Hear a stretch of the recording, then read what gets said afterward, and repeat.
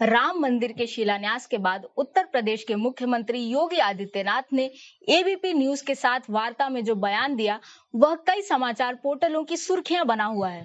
इस बयान पर विवाद क्यों निरर्थक है, इस पर बात करने से पहले हम बात करते हैं कि योगी ने कहा क्या। जब उनसे पूछा गया कि क्या वे किसी मस्जिद के कार्यक्रम में जाएंगे तो उन्होंने कहा कि वे एक मुख्यमंत्री होने के नाते किसी भी धर्म या संप्रदाय से परहेज नहीं करते हैं, लेकिन एक योगी होने के नाते वे कतई ऐसे कार्यक्रम में नहीं जाएंगे। इससे पहले भी इस प्रकार के विवाद हो चुके हैं, जब 2018 में योगी आदित्यनाथ संत कबीरदास की मजार पर गए थे और वहां उन्होंने स्कल कैप पहनने से मना कर दिया। इसके अलावा 2011 में जब नरेंद्र मोदी गुजरात के मुख्यमंत्री थे, तब वे सद्भावना फास्ट के कार्यक्रम में गए थे, वहां उन्होंने स्कल कैप पहनने से मना कर दिया। इस प्रकार की घटनाओं पर जो विवाद खड़े किए जाते हैं और जो आलोचना की जाती है, उनका मूल तर्क ये होता है कि 2 मिनट के लिए स्कल कैप पहनने से क्या हो जाएगा। तो मेरा प्रश्न ये है कि अगर पहनने से कुछ नहीं होगा तो न पहनने से क्या हो गया, क्योंकि जिस चीज के होने से फर्क नहीं पड़ता उसके न होने से फर्क कैसे पड़ सकता है। लेकिन वास्तविकता यह है कि फर्क पड़ता है।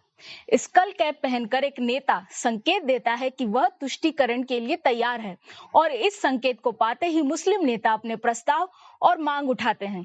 और इसलिए जब योगी या मोदी इस प्रकार की चीजों से मना कर देते हैं तो लोगों को यह संकेत मिल जाता है कि वे तुष्टीकरण की राजनीति नहीं करेंगे। दूसरी बात उठाई जाती है कि भारतीय मूल्य हैं सर्वसमावेशी, सर्व स्वीकार्यता वाले। ऐसे में इनका ये व्यवहार कट्टरपंथ को दर्शाता है, जबकि वास्तविकता यह है कि सर्व स्वीकार्यता का अर्थ क्या है। इसका अर्थ है कि जिसके जो मूल्य हैं, जो मान्यताएं हैं, उसी के साथ उसे स्वीकार किया जाए। और सर्व समावेशी होने का भी अर्थ यही है कि सभी अपने अपने रूप में समावेशित हों, एकत्रित रहें। और यह कार्य योगी और मोदी की नीतियां कर रही हैं। वे समाज के हर वर्ग तक अपनी नीतियों के लाभ पहुंचा रहे हैं, लेकिन ये एक सांकेतिक महत्व रह जाता है। और इस सांकेतिक महत्व का सहारा उन लोगों को लेना पड़ता है जो मूल रूप से या ठोस रूप से कुछ नहीं करते। जैसे राहुल गांधी और अरविंद केजरीवाल को स्कल कैप पहने हुए देखा जा सकता है। वहीं मोदी अपने बचाव में कह चुके हैं कि महात्मा गांधी, सरदार पटेल या पंडित जवाहरलाल नेहरू ने कभी भी स्कल कैप नहीं पहना। इसका मतलब ये हुआ कि इस संकेत के सहारे की आवश्यकता उन लोगों को पड़ती है जो मूल रूप से कुछ नहीं करते। अब बात करते हैं कि भारतीय राजनीति में इन संकेतों का क्या स्थान है। तो भारतीय राजनीति मुस्लिम तुष्टीकरण के कारण विकृत हो चुकी है। कभी भी आपने हिंदू तुष्टीकरण नहीं सुना होगा, और ना ही ये सुना होगा कि किसी मुस्लिम नेता की सुर्खियां बनी कि उसने तिलक धारण करने से मना कर दिया, भगवा कपड़ा लेने से मना कर दिया, क्योंकि उनसे ये अपेक्षा ही नहीं की जाती। लेकिन हिंदू नेताओं से अपेक्षा की जाती है मुस्लिम तुष्टीकरण करने की। और इस अपेक्षा से पीयूष गोयल, जो भाजपा के एक हिंदू नेता ही हैं, वे भी नहीं बच सके।